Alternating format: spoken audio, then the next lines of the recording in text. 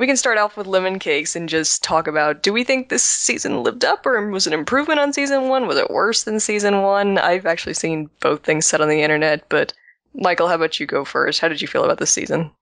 I would definitely say this was an improvement. What would I give it? 4, 4.5? Maybe go for 4 lemon cakes. Yeah, I thought it was much more relaxed, much more confident. The fact that they had 10 episodes instead of 8 really helped. Good character dynamics and a nice finale, yeah. I think I enjoyed it a little more than season 1. I liked how they... I'll give it 3.75 lemon cakes. I really was glad that it didn't end where I thought it was going to end, but I really enjoyed Augustine, surprisingly, because he was like the character I disliked the most from season 1, and I liked how it kind of went away from Patrick a little bit. But yeah, I really enjoyed it, and I am sad we're not getting the rest of it, but hopefully the special will be better than the Star Wars special was. There was a Star Wars special on HBO? No, not on HBO. Back in the day, they did like a special Star Wars special, and it's like the worst hour of TV ever. Worst thing ever. I've only seen clips of it. Yeah. The Christmas episode? Yeah. Okay. Yeah, I'll probably say that this is a better season than last season. Like, I've rewatched a few episodes from the first season, but I don't think I would ever sit down and rewatch the whole thing again. Whereas this season I actually rewatched a few times because I enjoyed it so much. It was a little more dramatic. It wasn't as leisurely, which, I liked the first season plenty fine, but I liked the dramatization of the season much better, and I actually felt that it was almost a little too much about Patrick this season. It kind of felt like Dom and Augustine got shunted off into a corner for some parts of it. But other than that, deeply disappointed that we're not getting a season 3. I am not surprised that happened, but I was getting so into it that I was like, this is going to hurt me when it inevitably gets canceled. And sure enough, it completely did. So I thought for tonight we could break the season down into our 3 main cast clusters, starting with what feels like, to me at least, the smallest plots, and then moving up to the big one, which is inevitably Patrick, Kevin, and Richie. So we'll start with Dom and Doris, and Len, in parentheses. Scott Bakula retired to become a CSI police officer in New Orleans. Not enough Len. Yeah, it just drops off in the second half of the season. I was like, whoops. It's worth it for that painting we got of him, though. With the background. That's pretty bad. Okay. So just for a side, I'm going to give rambling summary of the plot lines just for recap, and then we can dive right in. So Dom this season, Dom and Doris, and Len. Following the success of his pop-up restaurant last season, Dom continues to strive towards opening his own Peri Peri chicken window. His relationship with Len implodes, but Doris finds better luck with City Hall employee and all-around sex machine Malik. She-Ra, Kickstarter, domsjuicychicken.tumblr.com. Oh my. Doris's dad dies, and she and Dom and for some reason Patrick return to depressing Modesto for an even more depressing swim in a Clarion hotel pool and listen to Kitty Leukemia's Lady Gaga sets. Dom manages to forget where his dad is buried, and Patrick predictably crashes his car and almost gets everyone killed. Doris reveals that her father left her enough money for Dom's chicken window and that there's no one in the world she'd rather invest in. Dom takes this to heart by immediately maxing out all of his credit cards before he even gets the money, which is kind of important when it turns out the will is being contested.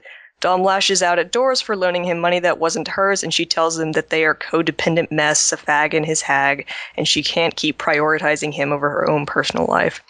Realizing she's right, Dom encourages her to further her relationship with Malik so that he can figure out how to be a real adult and achieve his chicken dreams on his own. The last we see of Dom is him drinking a beer outside the chicken window awash in its noble gaseous glow. So Dom and Doris this season. Okay, before we kind of get into that, I just a brief mention. Did anyone think Patrick was dead after that car crash? Immediately they get slammed into by this SUV, and it just cuts to Dom and Doris sitting in a waiting room, and Patrick is missing. And my immediate thought was that was why he was crying. It was foreshadowing for him being killed in this season. I expected there to be more damage aside from just like a sprained shoulder, just the way that it didn't seem like it was just a glancing blow, but just the way that whole scene was shot, just completely, I was like, that was such a sweet, oh my Jesus, and then, of course, it cuts to the hospital, but yeah, I'm glad everybody was very okay. jarring. Yeah, the edit was not obvious either. I kept looking for it, and it's right when they pass by a pole, and it's like, okay, that's where the stunt car and the stunt driver comes in. But yeah, that was pretty shocking. Yeah, I was like, did the actual actors do that stunt? I was like, that's risky. So yeah, we could start talking about Dom's relationship with Len, since that actually gets canned relatively early in the season. How did we feel about Lynn, because to me, I found him slightly annoying in that he always felt way too old emotionally and maturity-wise for Dom, and he ended up acting like a father, which I don't think was ever his intention, but just the fact that he lied about the investor and accepted the managerial position on Dom's behalf, it was just felt more like a parent relationship than actual partnership. Yeah, it felt very, not controlling, but he had this very definite idea of how Dom and they were going to progress as a relationship, how he should progress his career, and he didn't really want to stray at all. I mean, I enjoy Scott Bakula and his character, but I never thought that was going to be particularly successful. Just the way they're not just on two emotional levels or maturity levels, like you said. They're on other planes of existence. It seems just a circle of friends and just levels of society, you know. And it just seemed like every time Dom got angry at him, he was angry at him over something that he should have seen or should have known about anyway. Like, I wasn't surprised when he talked about his lover who he never got over and how he died years ago. He's like, I'm never going to have that again. And Dom's like, well, why not? Well, you can't always have that again. It's just different levels. Yeah, they're also different social classes. Dom comes from a working class background, whereas Lynn is, flushed to the gills with money. He's kind of snobbish when they're in bed together at Dom's apartment. He kind of rags on him a little about how, he's 40 years old and he still has a roommate with Doris. And it's like, well, not everyone can afford a glamorous townhouse or whatever the hell he has uptown. I mean, Malik ribs Doris about it a little, but he's nicer about it. But yeah, Lynn, I agree with you, Greg, in that I didn't agree with Dom's assessment that you should want to fall in love again, and your lover dies of, I don't know, what was it, 30 years or something, dies terribly. Sometimes that's all you have to give to other people, and he was always honest about that. It did feel kind of truncated. I mean, I wasn't terribly depressed that Lynn was gone, just because I never liked him that much, but still, it was like, well, I guess he's really never coming back. That's really it. Do you think he'll come back for the special? I don't think so. I think Scott Bakula left for CSI, and that was the end of the contract. Oh, okay. Did not realize he had actual actor contracts and stuff that took him away. I assume the timing was very suspect, and it just felt like he left for much better pay. I'm glad we had Lynn, because if we didn't have Lynn, we never would have got Eddie, so there's always that. This is true. They went up to his shrine mansion up in the mountain with this horrific painting of him with an owl in the background. I did search if there was someone selling cheap copies, just as a joke to have, but I didn't see. I didn't want to actually pay for it. Yeah, he's comfortable with that. He's like, I like that being my shrine to this life I had. I don't mind my life being this living mausoleum, so to speak. I did think it was kind of douchey that when Dom comes over that one night, he finds the rugby guy in the hot tub. I was like, clearly he's not comfortable with this relationship, and I don't know how you are blind to that. So, I understood. Yeah, as much as he says he is. Yeah, I understood both of them, how I knew what Lynn was saying, and I never understood how Dom could be so against it, where that's all he did for 10 years. He didn't have a relationship, and then he thinks he does, but now it's all one-sided, that the other guy can't have. He wants to bring someone else into the relationship, and it's only once Dom's cool with it that it's okay, and he, has fun. But yeah, that was a pretty awkward scene where he comes over and it's awkward hot tub thing. Did you think that he starts making out with the rugby guy to see if he could make him jealous, make Lynn jealous, or was it just Yep. Okay. Wasn't quite sure what was going on there, because he really did not like that guy. Speaking of love, though, we have on the other end of the spectrum Doris and Malik, who are much better off relationship-wise by the end of this season. Malik, who I love, and am so happy that Doris got a much bigger part this season to flesh her out as a character and give her a love interest. In general, he seems so well-rounded, what little we actually see of him, but he genuinely loves her, and it kind of makes her claustrophobic, and he wasn't a major component of the series, but I appreciated him being there and just being what seemed like a genuinely awesome, well-rounded dude. Yeah, it takes the fact that he was aware enough to realize he was sort of overdoing it with her. That's a big thing, to be that self-aware about what you're doing, rather than having someone have to tell you that. He's like, it's moving too fast, and when they step back, and that's when it kind of advanced after that, I really did respect him for that. But he is one of my favorite new characters for this season, aside from Eddie. Yeah, he's definitely a sweet guy, and Doris, I did not like Doris last season, and it's partly because I just didn't quite, the character felt so much like a token and was barely in the show, and I couldn't tell if the performance was really good or really bad. It was kind of that level of almost caricature where I'm like, I can't I can't tell if this is quality or not. But this season, I felt like she completely knocked it out of the park. I thought she was one of the best actors this season. But yeah, and also she got fleshed out really well when they go. I mean, the best episode, I think, of this season was Looking for a Plot, which was going back to Modesto for her dad's funeral. Yeah, definitely. That was my favorite episode. We find out a little that her mother was this terrible alcoholic who used to make jokes about fisting with meat hooks, and it was so bad. That, isn't it? Oh, in fact, my ass cheeks clench in fear. Yeah, and for your mother in on top of that, yeah, double O.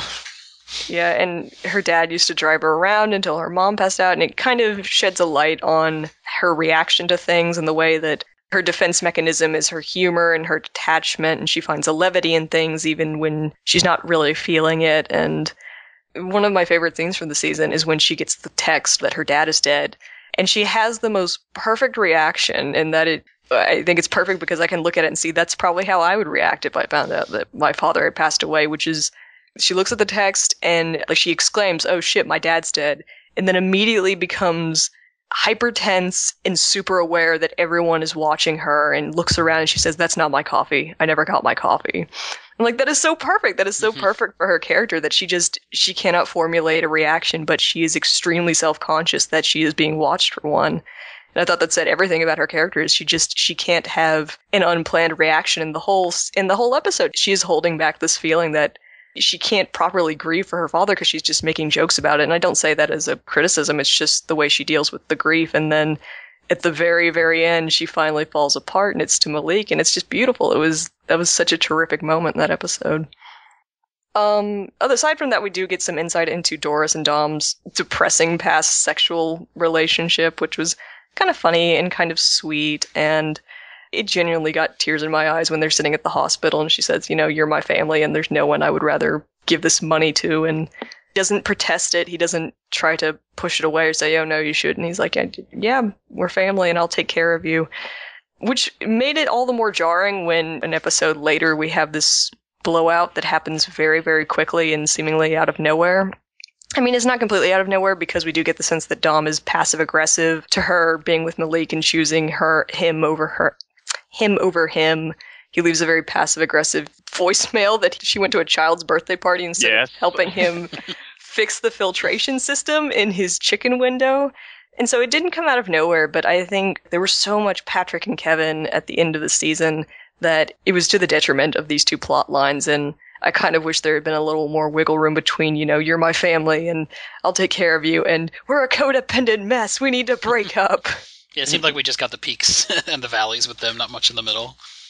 Yeah, I mean, it was a devastating line when she says, "We're going to be 70 years old, stuck in this apartment, still talking about Froyo." Anything else? That was about it for Dom and Doris, because even though Looking for a Plot was really where everything came together, and outside of that, it felt very much on the back burner. Yeah, I just enjoyed, and probably my favorite single scene was just when Don got to finally come out to his dad, driving through the graveyard and screaming it out the window, which I appreciated. But that was one of the more bittersweet moments, and that's kind of overshadowed by the crash, which happens 2 seconds later. But Amanda wants it. Sorry. I don't think I've ever podcasted with Amanda before.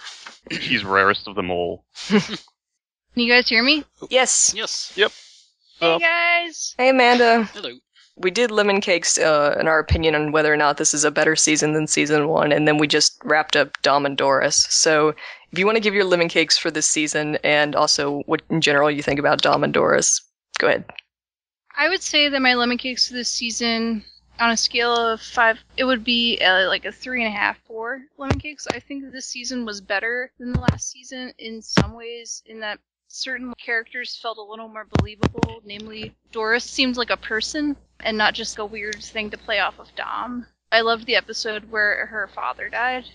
Yeah, I think we all felt like that was the high point of the season, just as a whole. Like, that was, I think, the very first time watching Looking. Like, I love this show, but that was the very first time I was like, God, that was just a damn good episode of TV all around.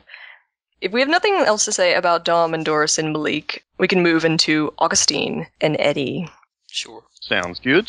Also, we were really happy to have you as our fourth.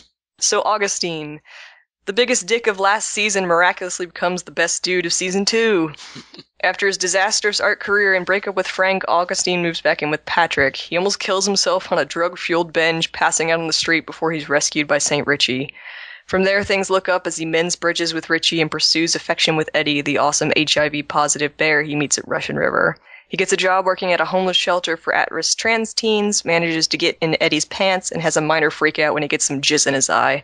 He later knocks it out of the park, though, when he mentors one of the homeless youth to complete a tolerance mural and saves the rec center. Having danced around commitment all season, Augustine finally convinces Eddie that yes, he's into him, and yes, he wants to be his boyfriend, damn it, and it's adorable. Just listening to that recap, it sounds super cliche, but they do it so well that it doesn't. I never rolled my eyes going, gotta save the rec center, or any of that crap. Yeah, and I mean, it was such a reversal. It was like they had to resuscitate Augustine's character completely because he was the worst last season. And I didn't rewatch season 1 fully, but I remember being much more sympathetic to him the first time I watched season 1. But the second time I was like, God, you're awful. You're genuinely just a bad person. But this season, you know, he's warm. He's open to change. He works at a frickin' homeless shelter. You know, he mentors a homeless kid in art. It was like, there's nothing he really does wrong. And even his minor freak out about getting some jizz in his eye and worrying about HIV, it isn't protracted. It's not like Michael Novotny's arc on Queer as Folk, where, you know, he has to do some actual soul searching of, am I ready to date an HIV positive person? To him, it's an immediate turnaround. I'm sorry, I need to work on that. I'm willing to work on that, but I really want to be with you, and it's all I can do. Which was amazing. This is a completely different character, and they managed to make it believable. At no point was I like, this can't be the same person, or this transition is unbelievable, because he's still Augustine. I think Dom even points out that his best is still kind of the worst. He still manages. He's still snarky. Yeah, he still manages. Mocks the trans people. Look trans. Are you queer? No, I'm gay, which actually got a laugh out of me. But yeah, Eddie, played by Daniel Francesi. He's wonderful. Damien from Mean Girls. Oh, he's from Mean Girls. Oh my god. I don't know how I didn't notice that. Yeah. I watched the heck out of that movie back in the day. Oh my god. Yeah, he is completely awesome, and at first it seemed like, you know, he's kind of floaty and he's kind of camp and he's very snarky and witty, but there's also a level of self-awareness in that the way he keeps pushing Augustine away, it kind of clicked in my head finally, in that he likes to make people work for him just because it feels like he's been rejected so many times that it's like, if you want to be with me, you're going to have to prove it to me. It kind of makes sense. He doesn't want to end up with someone who's just like dating him to be like, look how progressive I am. I'm dating someone that's HIV positive. I get all the awards for being such a good person, etc. It is pretty great that he calls Augustine on that. And like, you know, you can say you're inclusive, but most people in San Francisco would say the same thing, and it would probably be a lie. Completely. My partner's a social worker, and she's like, this is like my job. That shelter is like what it's like all the time. Because she works with a lot of trans kids, and she was just like, that person is so real. There's a lot of people like that who live in West Philly. And so it was nice to see representation of like people who work in social work who are queer, just because a lot of people who are queer they work in like social services and stuff, and you don't tend to see that. Yeah. Also nice to have a plus-size actor, because that's been a bit lacking. Yeah, that was my major complaint chubby. from the first episode. It's like, why can't we just even have a side character that's got a little bit of a belly, and now we got a main side one, so I was happy about that. What little we see of the trans kids is just really awesome, too. I love that the mural the one girl paints is, I want a pussy, so suck my dick, or that's what she wanted it to be. I mean, and of all the people to convince her not to do it, it was Augustine. Yeah. He talks her off that ledge. So yeah, eventually Eddie, he wants it both ways, and I think Augustine is at his wisest at the very end of the season when he says, you know, you can't have it both ways. You can't get angry when I don't say you're my boyfriend, but then tell me we're not together, and all this was precipitated by Frank appearing in the coffee shop with murder in his eyes. How pissed was Frank, that Augustine is like a different person. It's really annoying him that he can't sort of put him in that place that he's held him in. Yeah. Of contempt. I mean, I think Augustine at least knows he deserves it. He does have that triumphant, hey, it's a new day at the end, but I think he's at least self-aware that, you know, Frank is very entitled to that anger and that he was treated horribly by this person and kind of coerced into doing things he really didn't want to do in their relationship. But yeah, it was just, his face was slightly crazed. He was like, you. I liked that because it felt like Saint Frank a little bit. But he was like, oh, I got you this art show, blah, blah, blah, blah, blah, last season. And upon reflection, seeing him again through different eyes, now that Augustine is progressing and growing as a person, made you realize that, like, it was not all Augustine. Frank was also kind of a dick. Like, hiding those kind of secrets from him was not cool either. It was nice to see it thrown in his face a little bit. Yeah, through this plot line, we get, like, looking is not, it doesn't strain too much to be topical. Every now and then it'll throw something in, but we do get the prep conversation this season primarily through this storyline. And then Augustine, you kind of introduce it like, hey, you know, should I take prep? Just, it's the socially conscious thing to do in San Francisco. And he did have a nice moment in the coffee shop when he's talking about why the tolerance mural is bullshit. He's, you know, these kids should hope for something better than tolerance. Fuck your tolerance. It should be something better than that. So yeah, I mean, this was a completely... When I think about the season, it kind of felt like Augustine wasn't really in it that much. Because at least like Dom and Doris, Looking for a Plot was primarily their episode together, even though Patrick was there to steal the spotlight every now and then. But Augustine never really had a central episode to kind of anchor him. But I did enjoy every scene he was in, and I thought him and Eddie are terrific together. And their drama didn't feel... It didn't stress me out. It was like, I feel, you know, I'm happy when I'm watching these characters together. Yeah, there were, in the season 1, like, almost every scene with Augustine, I was not cringy, but I didn't like him as a character, and I didn't particularly want more of it, but I was glad that the fact that they didn't have as much of him in this season, I did realize, like, I wish I had more of that. But I liked how it did come full circle, and him meeting Frank in the coffee shop then was meta commentary, because we know how much he's changed, and we get to see how kind of a dick Frank was, even though we thought Augustine was a dick the whole time. Something that I'm thinking about is maybe the reason they don't have Augustine on as many episodes from a plot standpoint is, like, all of his other friends are so self-involved, and Augustine's finally doing something for, like, other people. He is not just participating in the drama quite as much. This is true. I felt like all the characters, to be honest, didn't have very much to do with each other this season. I felt like they hung out more in the very first season. I'm not quite sure. Yeah. Like, when they're all preparing Halloween costumes, you're like, oh yeah, they're friends. Yeah. By the way. Yeah, they were kind of all off doing their own thing, and every now and then they'd have a phone call, and Augustine would go over and not help Dom with his water filtration system, and it's like, oh yeah, they're still... He gave him a wrench. Or he goes give him the right wrench. just to complain about his shit. I love that Dom's like, why does everyone come to me with their AIDS crisis? It's because you're old. It's like, ouch.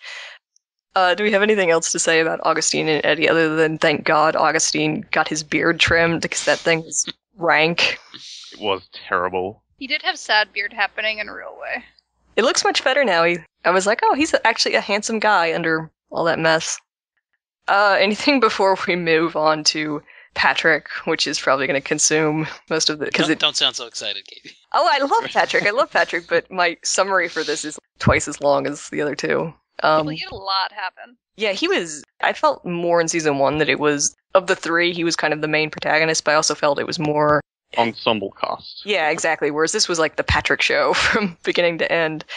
So yeah, Patrick, here we go. The human train wreck and helpless baby hamster that is Patrick starts out the season by dropping E and calling Kevin to come fuck him in the woods against a tree. His relationship with Richie imploded, he carries on as Kevin's mistress. He has his first hypochondriac freakout this season when he gets a bedbug rash and immediately assumes it's AIDS. Kevin charms him down from that ledge, which will become a theme. Despite wanting secrecy, Kevin agrees to attend Dom's rugby match, revealing over the course of the day his dismal childhood in Romford and the fact that his work visa expires in 2 years. After overhearing a phone call between Kevin and his partner, Patrick pressures him to sort out what he sees as an unhappy and unhealthy relationship. After seeing Kevin and John from afar at the farmer's market, however, Patrick realizes that the unhappy relationship he envisioned is not so unhappy after all, cueing his second meltdown and first real attempt to break things off with Kevin. Kevin crumbles under the pressure and agrees to break things off with John. Surprise, he chickens out. Patrick grows some self-respect and walks away from the affair. He immediately leaps at the chance to help Richie pick up a used ice cream truck from across town. Weighed by guilt and wanting to clear the air, he confesses that he hooked up with Kevin before the relationship had officially ended. Richie is hurt, but says that he would be very sad if Patrick was not in his life. Things seem to have found a balance. Patrick decides he wants to be a fun gay for once and plans a Halloween party. The universe, sensing Patrick might be in danger of being happy, alerts him to the fact that Kevin and John are moving back to Seattle. After a night of debauchery and watching the exes make out with their boyfriends, Patrick jumps on a chair in the middle of his party for the mother of all meltdowns. His friends save him, but not his dignity. He begs Kevin to not move back to Seattle, and upon returning from Doris' dad's funeral, he is surprised to find Kevin on his stoop with 3 bombshells. He's left John, he loves Patrick, and he wants to be with him. Patrick agrees and they make out. It's electrifying. Shortly thereafter, Patrick puts on Kevin's French bulldog sweater and gets the great idea that it would be fun to publicly declare to the office that he's sleeping with his boss. They put together a slapdash presentation for the GamerX video game convention, and after a magically weird evening dancing with cosplayers, Patrick blurts out that he loves Kevin. Kevin reciprocates. Things can only go horribly wrong from there, and they do. Kevin buys an apartment, asks Patrick to move in, despite only being together for 3 months. Even Patrick's horrible family thinks this is crazy, but it's okay because Patrick's mom is even more of a clusterfuck, confessing to her shell-shocked children that she's leaving their father.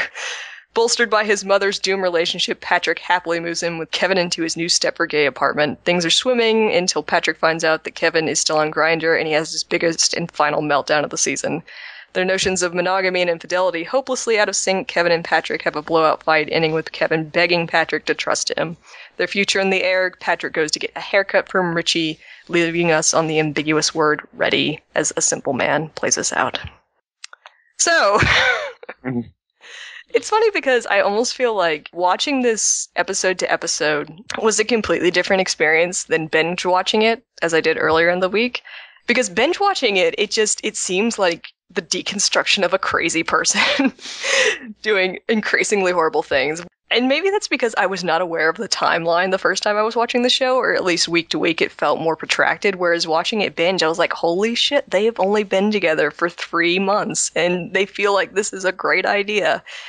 But yeah, I've made no secret about it that I absolutely love Patrick as a character, even though he is, as I said, a helpless baby hamster in the woods. But I guess to start things off, before I ask you guys a question, Dat Halloween party. So, did anybody else have to close their eyes when he got up on the chair? Yes, Yeah. yes, and mute. I had to be Well, not physically mute. restrained. Yeah, the moment he gets onto that chair and says, "Oh, attention, please," I'm like, "Oh, fuck no." Yeah, it's not going to go as well as Bilbo at his 11th birthday. I thought it was going somewhere else, and it did. It was unbelievably uncomfortable. Sure, I wanted to leave the room, but I didn't because I wanted to continue watching the episode. But I don't do well with awkwardness to begin with, and it was just crippling. Yeah, I had burning embarrassment, and I had to turn back to the Oscars a few times just because it was so long, and it just kept going and getting worse and worse. Well, from the beginning, where you have to remind the people, "Hey, this is my party. Welcome to my party." I know this is not going well. I did think it was very hilarious that he makes this elaborate Halloween costume that nobody recognizes. Oh, you're And Mega it's Gordon Freeman. Oh my god! I was like, I know Half-Life. That has actually happened to me. I was dressed as a video game character. I was dressed as Commander Shepard at a party one year, and everyone's like, "Oh yeah, you're Ripley from Aliens." I was like, "No, come on, guys." But I mean, I think that might be one of my favorite shots of the entire season is when Patrick he is disintegrating before our eyes, and he goes over and he looks at the sign-up sheet for karaoke, and there's nobody on it. It is funny, though, because the 2 things he wants very badly at this party is for someone to recognize his costume and someone to sign up for karaoke. And the only person who recognizes his costume is Brady, and the only person who signs up for karaoke is John. I didn't even notice that the first time around, but I was like, so perfect. The people that he wishes would just disappear off the face of the earth are the only ones that give him what he wants at this awful party. That's a good pickup, Katie. I didn't get that. That's a good one. But I guess to start this discussion about Patrick, how do you guys feel about Patrick as a character in general? And this is going to come in a bit later when we talk about that Slate article, but I mean, do you enjoy Patrick? Do you find him insufferable? Do you find him as a 30-year-old man living in San Francisco? Is he believable? I enjoy him. I would say I have similar views to you, Katie. Yeah, he is very stunted for a 30-year-old now, but he turned 30 this season? I think he was 29. I seem to recall that he just... Yeah, he starts off 29, I think. You think they mentioned he's 10 years older, because Dom turns 40, and they say he's 10 years younger, I think. I feel like all of the Caucasian gay dudes I know in my community really dislike Patrick, and I think the reason that they do is because they don't want to admit that they are like Patrick. Yeah, I find him painfully relatable. There's something very compelling, just feels like the wrong word, but I don't know. I'm very empathetic towards him, and the fact that he seems to come from this very conservative, judgmental background that has kind of crippled him emotionally and socially as a person. And we get this awful moment very early in the season where, I mean, it's a funny moment, but I think it says so much about Patrick and just how ashamed he is when he goes to get his HIV test and he completely falls apart in front of this poor technician or nurse or whatever, and he just starts apologizing, like, I'm so sorry, I had unprotected sex, it'll never happen again, I swear. He's about to start crying into this guy who just does not care. And it feels like, I recognize that so much, and maybe it's because I come from a religious, extremely judgmental family, and it's just like, you carry that sort of self-consciousness with you, and you feel like you have something to prove. Like, he wants so much to be this fun gay, and he wants so much to fit into this community that he's never been a part of, and it's so transparent, and it's so painful. Yeah, I totally honest about identifying with Patrick the most out of anybody on the show. And what kind of clinched it for me was the last season where he wants to blame his mother for how messed up he is, and she has that line about, you can put all this on me, but your current relationship, that's on you. And he kind of had that moment of realizing, yeah, I'm not as fucked up as I want to convince myself that I am by my parents. And I just, there are little bits and pieces, scenes that jump out that definitely resonate with me. And I want it to end well for him. And I hope, if we got a third season, I can hope it was going back towards him and Richie. But yeah, I definitely identify with Patrick, and for good and for bad. But I do identify with him. It seems like his upbringing, like, he's sheltered to the point where it's almost like something was wrong. Not overtly wrong, like there was abuse in the house or whatever, but it seems like such a miserable childhood. And he says it these weirdly, for him, throwaway lines where he's like, no, we never said I love you in my house, and I used to sit around town in a diner reading an Out magazine thinking about killing myself. It's like, damn. Whoa. Like, it's said so nonchalantly, and maybe that's a typical, adolescent thing of just being miserable and isolated. But for him, it shows, even though he's a grown man, moved away from his family. It feels like that experience is always in the back of his head, and he's so aware of what his parents are going to think of him and how they're going to judge him, which I think kind of ties into something that, like, in the very first episodes, he asks Dom, do you ever do things that surprise you?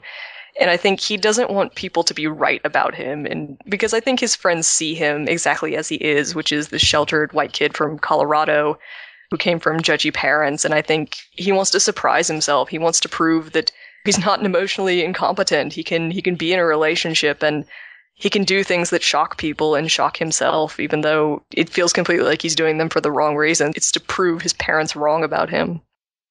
Also, he tells Ceci, Richie's cousin, that she's racist for saying she would never date a white guy. Oh, Patrick, you're so white. Stop that. That episode was hilarious, or at least that aspect. That would be my episode. my second favorite episode would be the one with Richie and Patrick, where they're moving the ice cream truck. Yeah, I did think that it was, well, we'll talk a little bit about John when we talk about Kevin, but it is interesting when he's at the zoo with his mother and sister. Like, his sister on the surface comes off as very... Immediately, I found her grating because I find anyone who calls their mom and dad mummy and daddy when they're 30 plus years old pretty insufferable. But, I mean, it's complicated, her assessment of him, in that it's obvious that she's jealous of him, but she's also held to a higher and different standard than him because she is straight and he's gay. And their mother does not do anything to dissuade that when she says, honey, isn't it different when it's two men? I mean, I think she's being unfair to him, but at the same time, I think there is that frustration in that Patrick thinks he's been burdened his whole life, but I think his parents have felt guilty about the way they treated him, and so he's not quite as burdened by their opinion as he thinks he is. His sister has that line, you don't have to have kids because you're gay. You don't have to do all these things that I have to do because you're gay. You really get an idea of the pressure that was on all those family members when they were a family unit to be normal and stuff.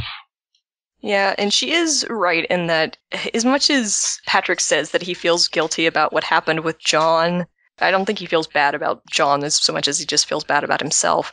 And she's right in that, your boyfriend is an asshole who broke off this, like a 2-year-long relationship without an explanation, and now John is moping around my house every day wondering how his life fell apart, and you don't have an opinion about this other than, I couldn't help it? I mean, she's barbed in that assessment, but she's completely right, and about, like, is no one considering that you two completely destroyed this other man with your affair? I guess not. Well, I always felt that Patrick knew that because he tried to break it off. He knew what he was doing was wrong, at least in his eyes, being the other person in an affair. But I just always thought that Kevin just got off so easy because he didn't have to deal with. There was no space in between. He just got to go right from John to Patrick, and I felt like that was cheating. Totally not a rebound. Yeah. But I didn't realize from season 1 the whole relationship between John and Patrick's sister. Was it her husband is friends with John? Is that what the connection? Best friends. They are best friends. Did they just ever mention that before that zoo episode, or because I completely missed that? If that was the case. No. In the wedding episode. Was it the wedding episode? Yeah. That was first mentioned? Yeah. I think it's Patrick shows up and he's kind of shocked to see Kevin, and it's like, oh yeah, Okay, that's right, yes. my partner is best friends with your new brother-in-law. Coincidence. Works well for a TV show. Yeah. Yeah, Kevin, I think, does. I was actually, okay, we can move on a little to Kevin and their affair. But Kevin, I was so surprised by him this season, and I ended up really liking him as a character, because last season I was completely convinced that he was this one note, or just like a scumbag. Like, he had completely used Patrick, and he had no intention of anything happening after they had had sex together. And even in the first episode, when he comes and he fucks him in the woods, it's kind of like, oh, he's using him, and it's going to fall apart, and he's his boss, and it's going to end up horribly for Patrick. But he ended up being much more nuanced and interesting than that, and actually gave a damn and was vulnerable. And he's not a bad guy. He's just really, really weak, which I actually found interesting. Very sad. He can see what he's doing wrong, but he doesn't want to change it or try at all to change it. Or to have a conversation with people to be like, yo, monogamy doesn't work for me. He's not proactive about it at all. Before you move Maybe in with the mention person. that before you move in. Like, Or to find out about it at the key party. Yeah, I just don't, and maybe I'm just a hater, but I just feel like this is not the first time he's done something like this, and it makes me sad for him that it feels like he's perpetuating a really bad pattern of, like, it's cool if he's not monogamous, that's whatever, but he's just not honest about where he is with things. Like, that's a conversation he could have had with Patrick at any point before Patrick decided to move in with him, and he didn't. He blames other things in a really subtle way, like in the very end of the season when he's kind of shaking his head and he's like, all this because of a grinder profile. And it's like, it's not the grinder profile's fault, Kevin. It's because you were not. I mean, I feel like if he had had the choice, he would have hidden that anyway. He would have taken the path of least resistance, and if he had known it was going to cause trouble, he would have lied about it, because that's his first impulse, is to not stir shit up. But it's amazing that under the least bit of pressure, he completely cracks and becomes vulnerable and kind of whiny. And that as soon as Patrick intimates that he wants to break things off, he's just like, no. He almost becomes on the edge of tears, like, I will fix things, it will take time. And the classic cheaters line of just, it's so complicated, you gotta give me time to work things out. Yes. It did impress me, though, just because he was interesting in a way that I wasn't expecting him to be interesting. And the fact that he comes from this working class background that he clearly despises, and, I never thought I would end up here, and those assholes back home, if they could see me now, which we could talk a little about where things are going to go in the special, but I think that will come back to him needing to get married for that work visa to not get that's like canceled. A little Chekhov's gun going there. That's going to be a big part of it, I think. Yeah. But I have a question. What do you think? Because we don't see very much of John, but I guess my impression of it, and you can agree or disagree, is that John was kind of the jock. Like, he just seemed like such a goofy fuck when he shows up to the Halloween party with his jester's hat and jester hat and all. That was very telling. Yeah, and grabbing Kevin's junk. He just, in the way Kevin kind of half-heartedly agrees with him, he just seemed just like not fun to be around. And I think one of the reasons why Kevin liked Patrick is, he could be kind of a dork with him. Like, we're playing this dumb card game, and here's my little dance that I did when I was a kid. And aren't these so sweet? Yeah, I don't think he ever did that for John. I'm pretty sure. Yeah. Gets to be a nerd with him and geek out about mattresses and sleep number beds. Yeah, he was just, John's a dude bro. A dude bro with feelings, but definitely just kind of boring. Also, I just don't think that we've seen this is based off the very little that we've seen of him. I'm sure there's much more to the relationship than that. Like, if we got a Kevin and John episode, it would be much more 50-50, but I think as viewers, we want Patrick to be happy, and in order for Patrick to be happy, we have to like Kevin, so. I like Kevin. I surprised myself by liking Kevin a lot this season. I have to say, though, did you agree or disagree about... Because I don't think he's wrong, necessarily. I mean, I think the biggest crime is just that they never had this conversation before. But he's not... I don't feel like Kevin is completely wrong when he says, if you're being realistic, they both have a history of infidelity. They want to be together. So instead of having a relationship built on secrecy and lies, let's just be realistic when things happen so that it doesn't completely tear us apart. And the problem of that is that the things that aren't a big deal to Kevin are a really, really big deal to Patrick. And I don't feel like that's going to change. And in Patrick's mind, he's just going to have to keep compromising until he's just so miserable that he's going to wish that he never compromised in the first place.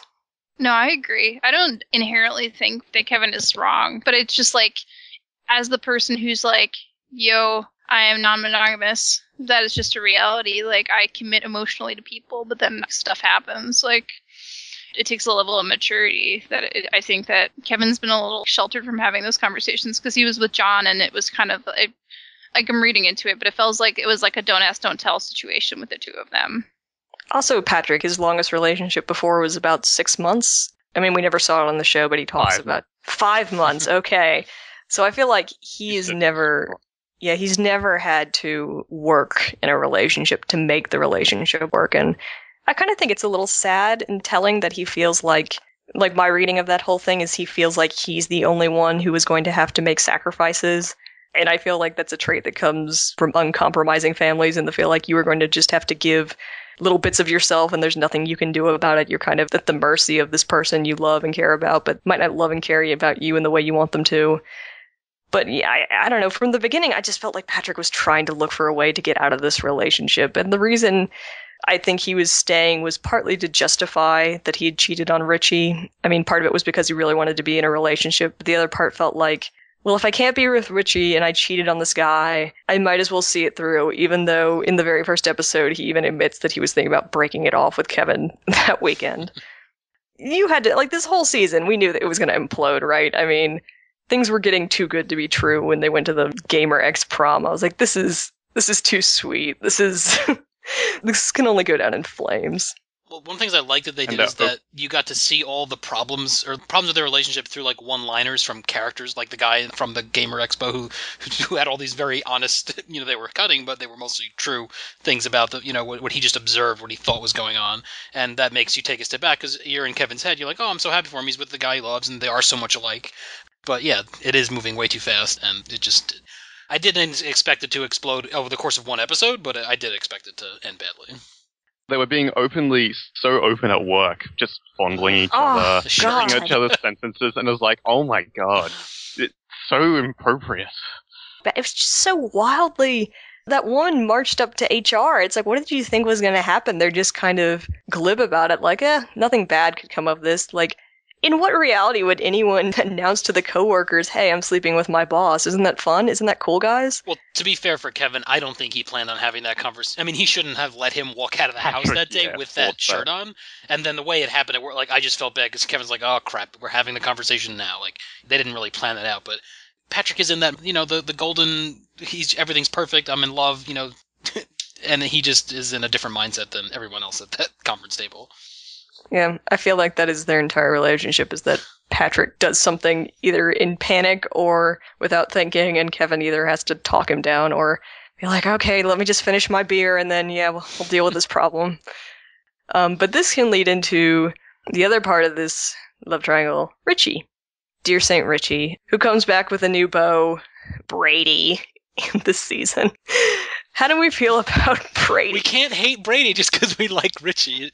I don't hate Brady because I like Richie. I hate Brady because his name's Brady. That's really the extent of it. I loved when his cousin, when they went to visit, to get the ice cream truck and stuff, when Richie's cousin was just like, you're always dating all these white boys, blah, blah, blah. And she was just describing his, history of dating all these awkward, gay, Caucasian men, which was just very entertaining to me. We don't know Brady enough to really cast aspersions or judgment on him, but I just instantly found him annoying, and maybe... Yeah, there's something not right. You could see Richie was getting annoyed with him whenever he wouldn't shut up when they're all together. It's just ginger hate, I think. I mean, he does magnificently, but a little meanly shut down Patrick when they're talking about prep at the party. And I mean, Patrick has no idea what he's talking about. He's completely talking out of his ass. He doesn't know about prep, really. He didn't read the article, but you could just see the hate in his eyes when Brady's like, oh, so what is the point? It's like, you little shit, you knew what you were doing. One of the most forced moments, I think, in the whole season, though, is when he asks Kevin to take him to the bathroom. And, well, we did get a good line out of that, which it kind of reveals that the reason he doesn't want Richie to take him is because Richie will judge him, which more and more of the season I felt like is one of Richie's biggest flaws is he is really judgy. I mean, he often judges accurately, but you can kind of feel it when he's around other people. Like, oh man, he's totally judging everyone in this room. He's judging Patrick at all times. Very holier than thou. I feel like they made it less obnoxious. You don't want to listen to. Sorry, what'd you say, Amanda? I feel like they made it less obnoxious than last season, though, because last season he was just like perfect and magical, and now they like made him a little more grittier and flawed by building up this self-righteous element of his character. Also, we find out that he and Brady apparently talk very cattily about Patrick behind his back and call him a 12-year-old girl who's afraid of his own vagina, and how he and Kevin are what's wrong with the gay community. And I love that scene so much because Patrick is almost like, at first he's kind of stunned by it and maybe a little hurt that Richie might think that, but then he's so gleeful, like, oh yeah, Brady, you can have my pancakes, because it's like, finally, I have the moral high ground for once. Yeah, savor that moment. I did get really, the Halloween rant was a really painful moment, but probably the second most painful moment was when they go to pick up the ice cream truck and Patrick finds out that Richie had borrowed the $200 to get the suit for the wedding. I mean, he treated him really bad that day anyway, but it just amplifies that, like, oh man, he was really hopeful about you and you ruined everything. I hope that they never get back together. I hope that they're just friends. Because I feel like yeah, I do. I love Richie and I love Patrick. I don't really think that they could actually, I don't know. I feel like they could eventually make it work, but if they try to wrap it up in a nice little bow, this is getting ahead. But if in like this movie that or whatever special that they may or may not make, I feel like Patrick's not ready, and I don't think Richie would take him back even if he did break up with Kevin for reals. Because I think that Patrick's just not there yet. And yeah, Richie's not there yet either. They both need to do a bit of changing, which is what I hope for the special. They just say, let's give this a chance. And they don't say, let's be boyfriends forever and ever. But that's how I would ideally like to see the special end. Yeah, I think it would almost be hypocritical of Richie if he did just take Patrick back right away, because that's what he hated about what Patrick did with Kevin and John. But it seems like that whole episode that they were hanging out, Patrick was not there because he wanted to be friends. It seemed like he was there because he was just he wants back with him so badly. And that was almost like just bleeding through every conversation they had. And I know that's where it's going in Patrick's mind, but I was glad that it ended where it ended, how it's going to be baby steps if it's going back there. And I do appreciate that. Can we talk about the conversation in the ice cream truck? Because I definitely want to talk about that. Go ahead. I don't think I was more proud of Patrick at any point in the season than I was when he was just straight up with Richie about what had happened. Which I was actually pretty shocked that conversation even came up, but it was like, Patrick cares about this person this much and really wants to be a better person than he has been, to the point that he's being honest about something that makes him look really bad. You are moving in the right direction, Patrick. Yeah, I mean, I think he does things in this season that he wouldn't have done last season, just learning from experience. Like when Kevin doesn't break up with John, he pushes him away. Like, no, this is done. And I thought being honest with Richie, he really wanted, part of it I think is because he wants to be back with him so badly, but also I think genuinely he cares what he thinks of him, and he knows that Richie's opinion of him has been tainted pretty badly, and he wants to try to rehabilitate that. And I think he feels really guilty about the $200 suit and how poorly things ended and the fact that he cheated on him. I think he wanted to still be friends, and I think Richie had not declared that he wanted to still be friends, which I think was bothering him. I wonder if part of it, too, is after seeing the stuff with Richie's uncle, or I forget, his relative. I think it was his cousin. It was his cousin, yeah. At the gas pump. Oh my god, we're not swearing, so I'm not going to swear, but we never swear on VOK, Amanda. We never swear. Because fuck that guy. He's terrible. He's the worst. And I think part of the reason that Patrick ends up having that conversation with him is because it's like he kind of got a little punch in the gut that says, you're not the only one who has a difficult relationship with their family. And maybe you need to make new family with people, even if you've hurt them emotionally in the past. I forget, what is Richie's issue with his father? Why are they not speaking? He doesn't say, actually. That wasn't in the first season. Oh God, it's been. I rewatched it right before we watched the second season as it was airing, but I don't totally remember. I don't know if it has to do with the gay thing or just I mean, he's not living in the same community where most of his family lives. He chose to move to San Francisco and almost never go back, so. Yeah. I really did like his other cousin, though, Ceci. Oh, she's great. I love her. Anything else about Richie? But I do agree, though, if they were going to get back together, it would only be believable if there was a significant time skip where Patrick has some more emotional scars and maturity, and Richie has dealt with his own issues more. Anything else about Richie, Kevin, Patrick? Richie has Wish we could have seen more of Richie this season. Isn't it wonderful? I mean, he is a barber, but... His new haircut is so good. I loved his haircut this season. He's very cute, very handsome. Just some random notes that I have that were kind of left over. I think Kevin's sweater is amazing. Every time it showed up on screen, I was extremely happy. I love that Patrick's mom feeds the animals quinoa chips. They're from Whole Foods, honey. Stop freaking out. And I think there were some tortured metaphors this season, but I thought some of them worked really well. Just how haunted Patrick looked when he walks into Kevin's apartment and there's that Field of Dreams poster. Oh yeah, that was as if we didn't have enough hints already of little things. Well, this is my stuff, and this is your stuff, and you've never seen my stuff before.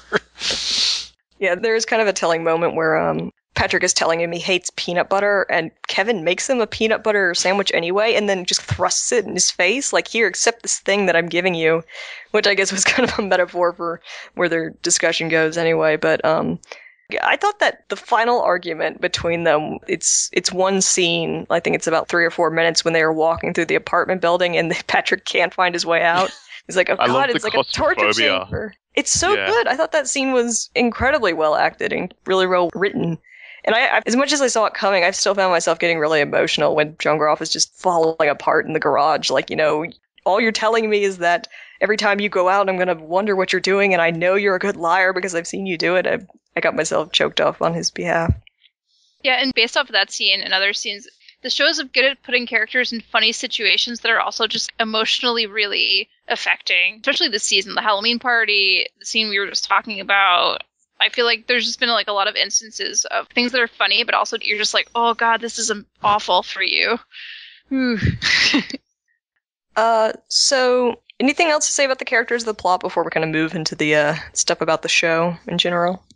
One of my favorite little scenes, it wasn't really about any of the main characters, but once their relationship was open, Kevin and Patrick and the woman, I think it was her birthday, they were singing her happy birthday, and she's like, I'm going to have to go to HR to make sure I'm not going to be discriminated against as a straight. And I was like, oh, is that a joke? But then I realized that, no, that's a genuine concern that she has now, which made me sort of, I mean, I know it's San Francisco and it's a completely different culture from any, just concentration-wise, but I was like, yeah, that wasn't a joke. That was actually seriously. And then we find out that she did go to HR. I did get a laugh about that. And the 3 gay guys in the frame were just kind of like, yeah, no, we have a policy of tolerance here. Other than that, the show has unfortunately been canceled.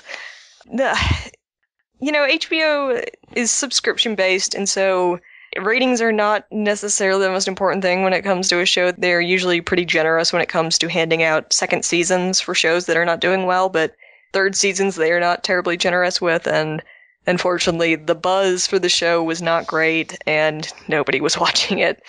I think the ratings... Did it get moved to a different time slot? I don't think so. Wasn't it always on Sundays? I acquire mine via a different method, so... Okay. Aren't all HBO shows on Sundays? Isn't that everything else is just movies? And I have no all idea. their big stuff's always Sundays, isn't it? Except I for, just watch everything real on time. Go. Yeah, me too. Yeah. So yeah, we've gotten canceled, but according to them, we will be wrapping everything up in a special, and as we spoke before, well, the ambiguous note that it ends on with Patrick going to get this haircut, signifying he wants a change in his life. Where do we think the finale will wrap up the series? Will it jump ahead in time, or is it going to follow up immediately, and Patrick is still going to be, moving boxes into Kevin's apartment? Do we think that they're actually going to make it? Who, Kevin and Patrick? No, meaning are they actually HBO? going to make the special? Oh God, I I want it to be true, but I know that HBO has promised such things in the past to other shows like Deadwood, and nothing has ever come of it. That is thing that is. I mean, I know in UK, like the BBC does that a lot with The Office and Sherlock. They do like one-off, specials. But have they done like just one? Not like reunion shows, but like have they done that before for major series or no? I'm not well versed enough in HBO history. Yeah, because I'm trying to think of other shows that were on the network that got canceled. Like, oh my god, Lisa Kudrow. I forget what show she's on. Oh, The Comeback? The Comeback. I mean, they didn't do a wrap-up for that, and that was also canceled after, I believe, the second season. And then they bring that back like 10 years later. And then they brought it back 10 years later. But, yeah, I can't think of any show that they really did that for. Part of me kind of doesn't want them to, because like it was a bittersweet ending, and most shows don't end like that. And it's not exactly, Tony Soprano walking into the bathroom and not knowing what happens to him. But I liked how it wasn't resolved, but also part of me wants it to be resolved. I want to know. I need to know. That's the worst part. I know. At least like fan fiction. That's something I always wish creators would do after their show gets canned, and I know that they can't because there's always that faint possibility they could get picked up somewhere else. But it's like, if your show gets canned, tell your fans what you were going to do, like where you were going with the plot line. Just frickin' tell us, please. So yeah, maybe, hopefully, we'll get this special to wrap everything up. Has everybody seen Weekend, the movie that was made by the guy who did the show? That also ends on a pretty bittersweet. It just kind of ends. And I wonder, even if they had gotten a third season, if that would have still happened with Looking. It feels like a 3-act structure, kind of, sort of, because like the second season they're all being split off to go off and do their own character developments, and then in the third season they'd all come back together, probably for Dom's chicken thing, whatever that ended up being. Has anybody ever had Portuguese chicken, by the way? Yeah, is it like a rarity in America? Because it's like there are many places you can get it in Australia. It's a rarity on Long Island, I can tell you that. Yeah, in Philadelphia as well. I don't think I've ever seen that here. I'm sure there's some pop up in the Hamptons that has it that I just don't know about because I eat at the same 3 restaurants all the time. Whenever they're like, Peri Peri, what's that? I'm like, dude, how do you not know? You Americans are strange. I just love that Dom knows nothing about social networking, and he goes up to Owen at the Halloween party. He's like, "Do you know about Tumblr? What is Tumblr for?" Well, it's not for porn, which is, I think, the best description of Tumblr I've ever heard. And by the way, Dom's juicychicken.tumblr.com is it's a real thing. It's mostly just pictures of Dom with chicken spinning in the background.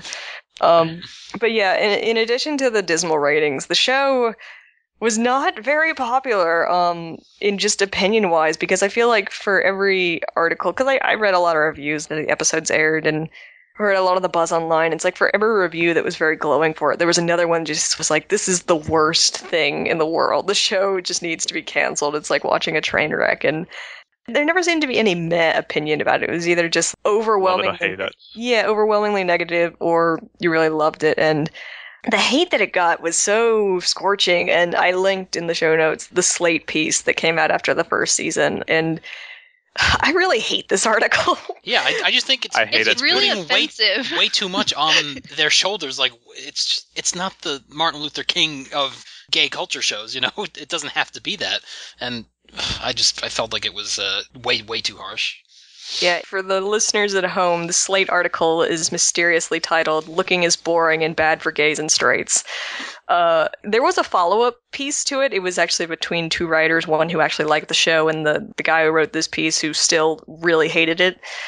But yeah, it reminded me as I was reading this article that, like, when was the last time that there was a show on TV where the cast was predominantly LGBT? Was it really Queer as Folk? Was that really the last time that we had a show like this? There's not many. So. I mean, how many shows are there, period? The L when Word. Did the L Word come out? The L Word ended in 2008, 2009. I think Queer as Folk was 2005, which... Yeah. They're both referenced in the clip I put in there from Michael Scott on The Office, because he considered himself advanced because he watched Queer as Fuck. That's not how you say it. That's not how you say it.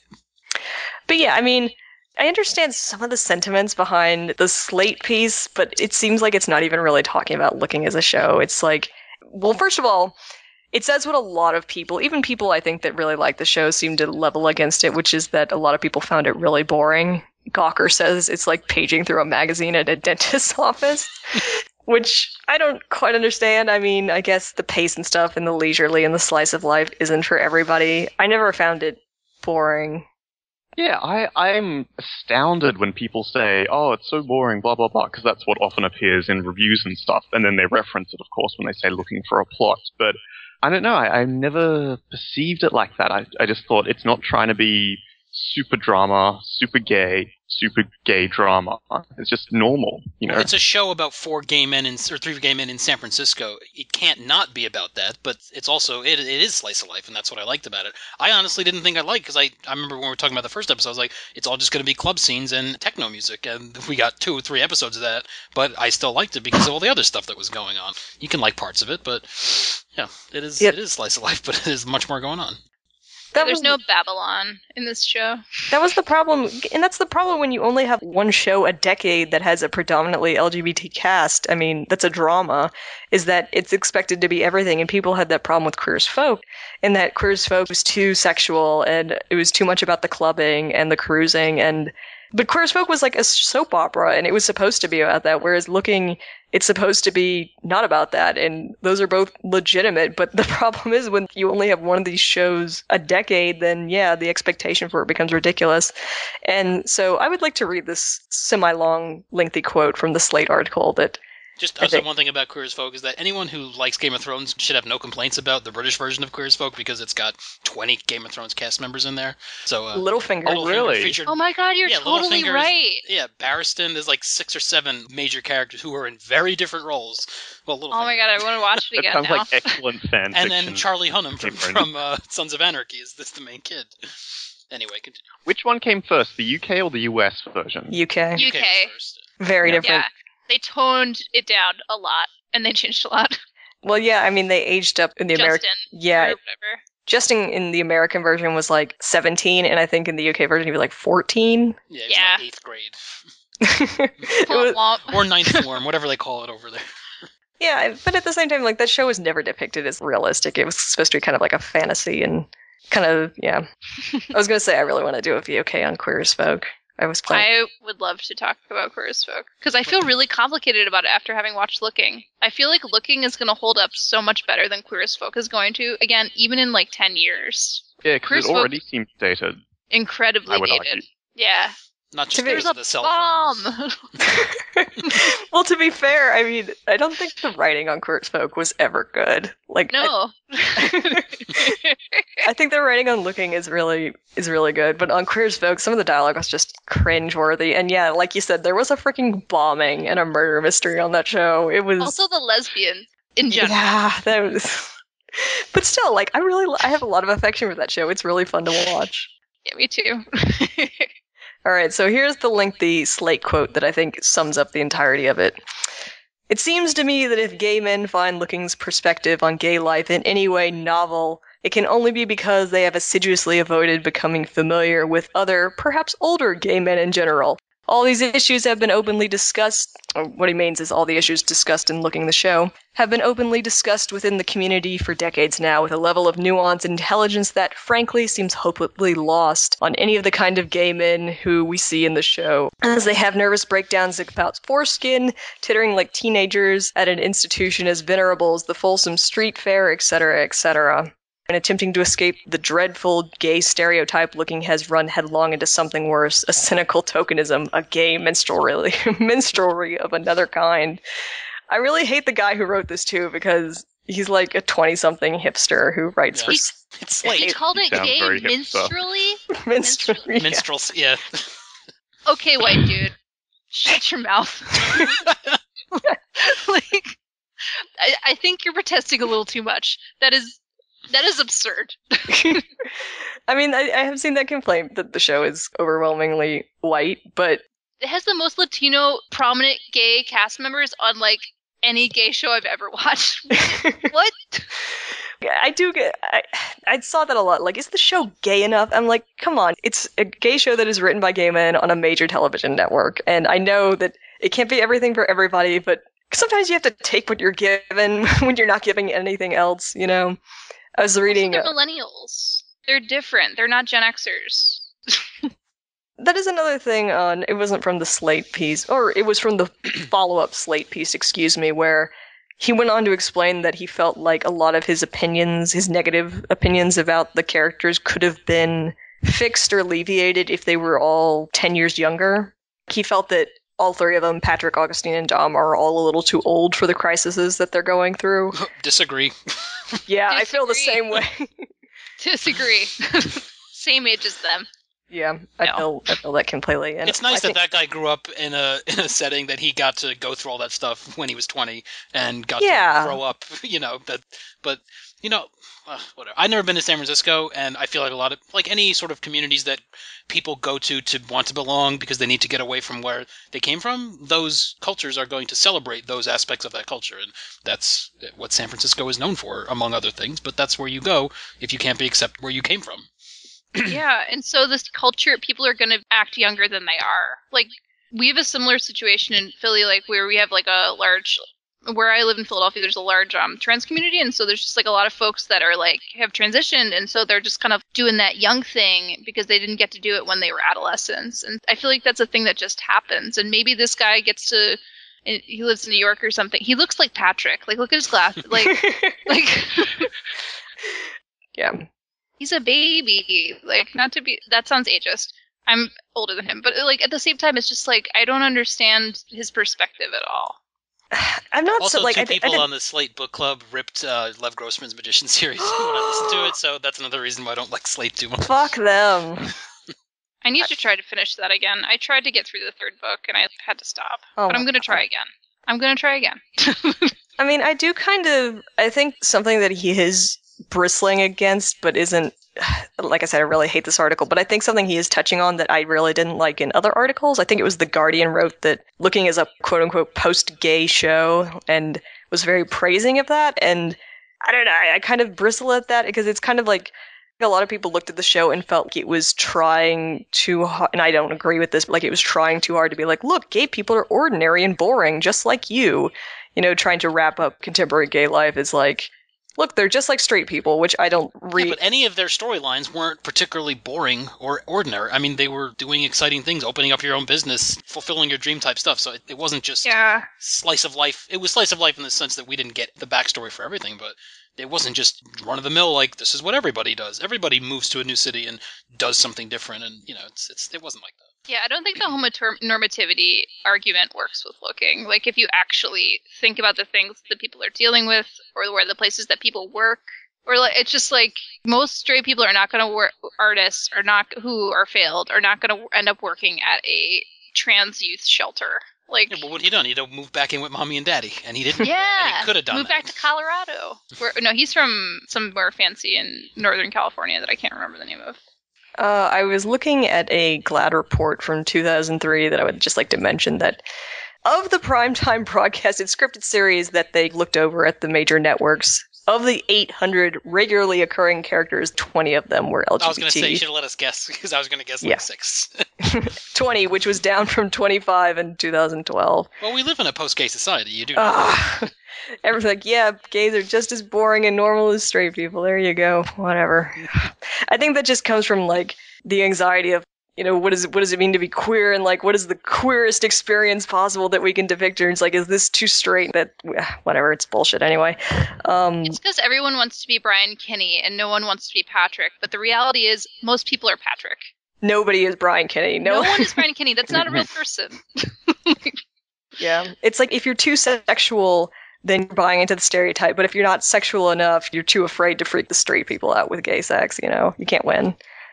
What do you guys think about the show being compared to Girls? I haven't seen Girls, but I've seen that. I don't watch Girls, so I can't comment. Neither have I. I've watched all of it because my partner watches it. So what I would say, since I'm apparently the Girls expert at this moment, is that they're nothing alike in general at all. Because the people on Girls are younger and way more unlikable in general.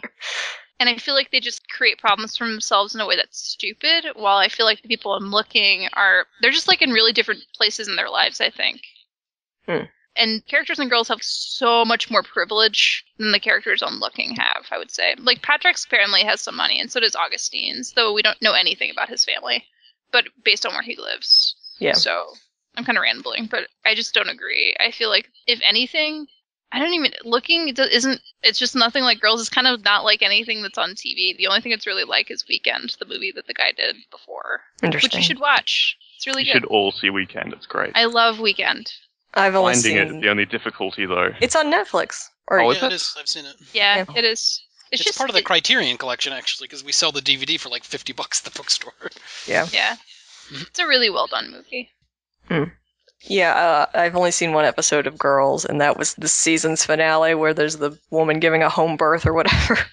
It was, I don't know, I have no opinion on the show, but I have seen that comparison a lot. Maybe it's just because they're right next to each other in the time slots, and so people can't help but compare them. Girls did get picked up for another season. Looking did not. It did. I'm so annoyed about that. Like Lena Dunham, I have complicated feelings about, but I feel like that show needs to end. I feel like people love to hate her, so she gets to be like oh, look at me, everyone hates me, my voice is being squashed. But then she says things that are really repugnant, but she's just also really young. How old is she? 28, 29. For what she's doing, she's not old. And if there's just been like such an aggressive, macho, like negative energy at her that she ends up getting a pass for the like things that I feel like she says sometimes and does with her show and otherwise that is annoying. I mean, she writes her background and her story, and like she definitely writes in like the milieu of the things that she knows, which is a weird, privileged Brooklyn experience that most people do not have. So it's not a good show, in your opinion? I don't know. I feel like classes will watch it as a way to look at urban gentrification and the way that the representation of Brooklyn has changed over time in television. Interesting. Yeah. Yeah, she also got one of the largest advances in recent publishing history when she got almost, I think it was $3.5 million for her, before her book came out. And she had never written a book before, and that was, the literary world was kind of up in arms about that. What's the name of her book? Not That Kind of Girl. Interesting. Like essay collection, kind of fiction. It was nonfiction. It wasn't fiction, but it was compared to like David Sedaris and this kind of stuff. I read a couple, and they were entertaining, but I don't know enough about her to judge her.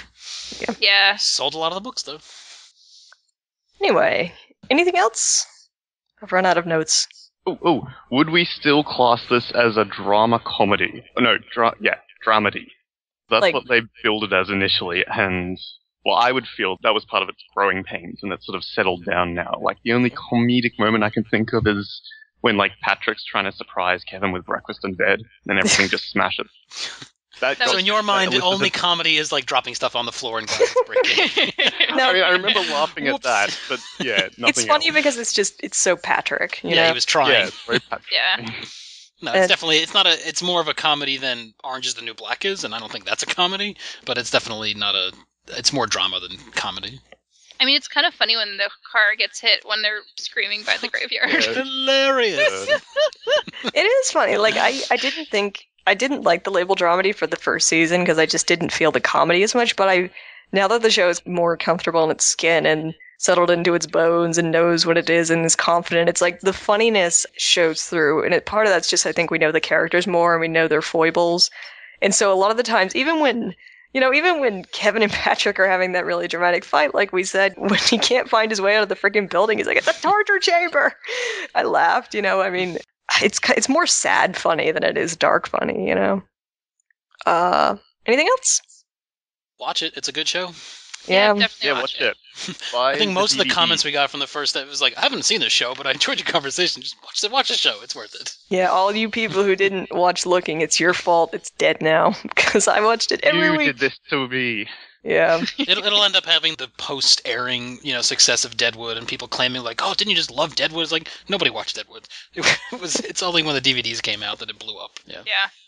I'm not sure if Looking will have that. I mean, it doesn't have.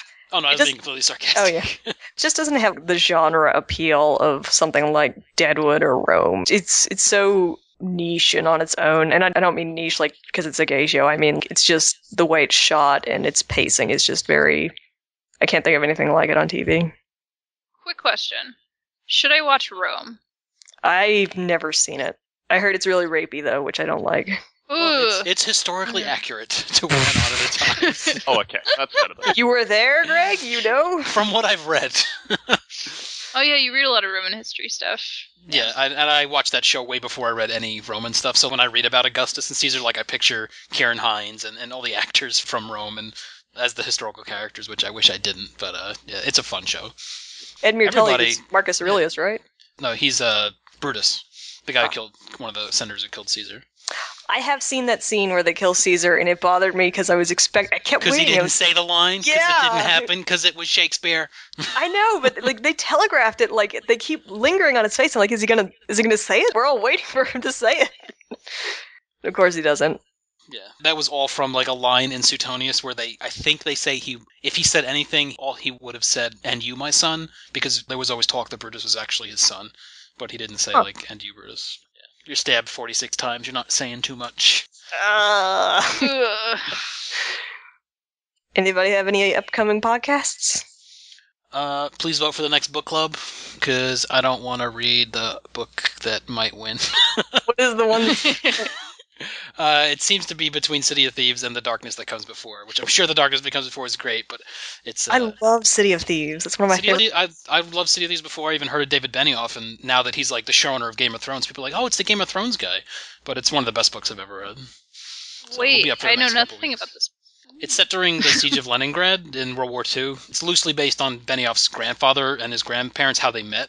And she was like a Russian sniper with the Red Army. And it's just this amazing survival story. There's vengeance. There's like a chess game of death. It's great.